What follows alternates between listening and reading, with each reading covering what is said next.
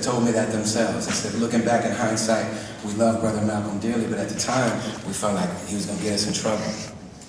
And we have comedian Paul Mooney said, don't worry about me getting you in trouble. You're black in America, you're already in trouble. But that's the way some people felt. And Malcolm had been all but forgotten in the mainstream telling of American history until the mid-90s. And it was hip-hop that brought the resurgence of interest in Malcolm. His voice was sampled on records and people wore those hats and shirts with the big letter X on them, and then eventually Spike Lee made one of the most important biopics of all time. And KRS-One said that everybody in his audience needed to read the autobiography of Malcolm X, so I did. It took me a year to get through it, both because of my vision and I was 13, so give me a little bit of break on that one. And you know, my teenagerness, but I loved every part of the story. Time when he was the ostracized only black kid in a foster home, time when he was the hustler, the point when he was the minister of black improvement and pride, self-improvement. He was also the prophet of rage, but at the end of Malcolm's book, he made his pilgrimage to Mecca. His description of it was amazing and beautiful, and he announced that the one and only thing, now this is the person that I regarded at that age as being the only one that would tell the complete truth about the reality in the situation, the part that other people were scared to tell, that he had the courage and the love inside him, that he loved his people so much that he loathed to see them suffering. Again, that's the language of Dr. Cornel West. But this is the truth of him.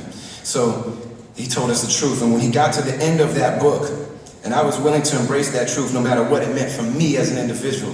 The truth was bigger than that. The love I experienced was bigger than that. So the only thing he said at the end of his book, his conclusion near the end of his life, is that the only thing that could heal America, cure white people of our superiority complex, and subsequently and also cure black people of the inferiority complex, which this system has instilled in too many people, and that's probably the worst part of white supremacy, male supremacy, any type of supremacy, is that the person oppressed by it begins to believe it and begins to become an agent in it as well. That might be the most evil aspect of oppression. He said that the only thing that could cure that is the practice of pure orthodox original Islam, and at that very moment when I read those words, I became a Muslim inside my head. I became a Muslim, and that was 1993. Apparently I didn't think it was enough for me to be a albino hip-hop artist from the Midwest, and so I had to just put myself out there a little bit more and be a Muslim. I follow my heart, I don't care what nobody says. So, Westerners in general, this is my introduction into Islam. Now, I am an American and I am a Muslim. And it's from this perspective that I offer these things. Westerners in general, and Americans in particular, knowledge of Islam and the Muslim world was extremely limited prior to 9/11. And that's not peculiar to Muslims, but we in the West don't really specialize in profound understanding of other people's culture and civilization. So never mind the fact that 1.6 billion people in the world are Muslim, that's about 23%. Never mind the fact that it's the biggest growing religion in the world and inside of America. Never mind the fact that there are 2.5 million Muslims inside America. 35% of them were born in the United States.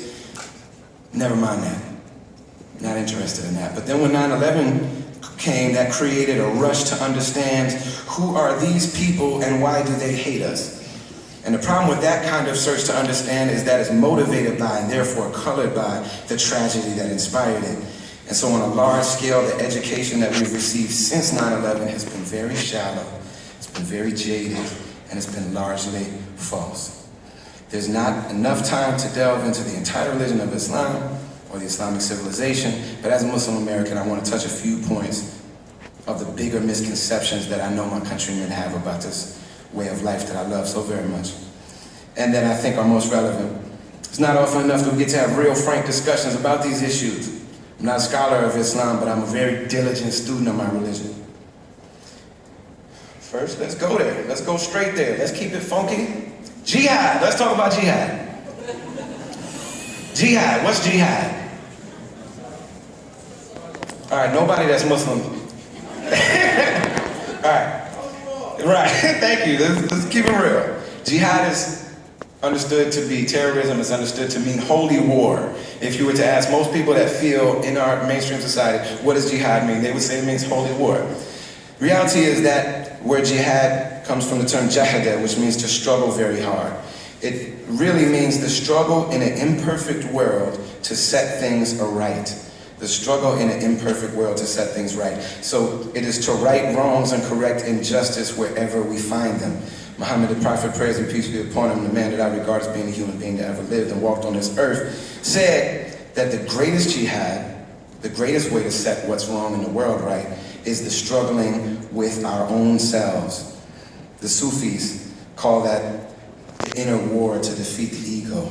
Gandhi said, and Gandhi's not a Muslim, but all of these truths tie together, and we'll touch on that a little bit more, and my brother Omar put it so beautifully too. Gandhi said you need to be the change in the world that you want to see. Is that right? Did Gandhi say that? You need to be the change in the world that you want to see. Now, our prophet also said that when a Muslim sees an injustice, that he strives to change it with his hands. If he cannot do that, if some circumstances are preventing him or her from doing that, then they speak out against that injustice. And if they can't, that at the very least they have a disdain in it for their heart.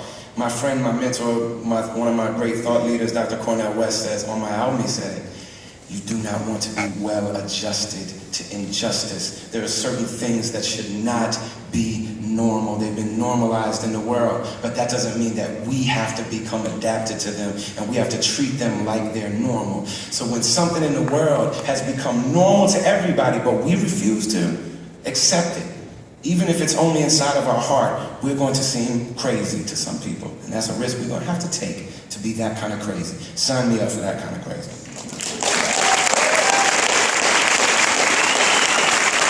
Now, there are Muslims who, in the name and in an attempt to downplay the role of militarism or physical fighting in Islam, will say that you have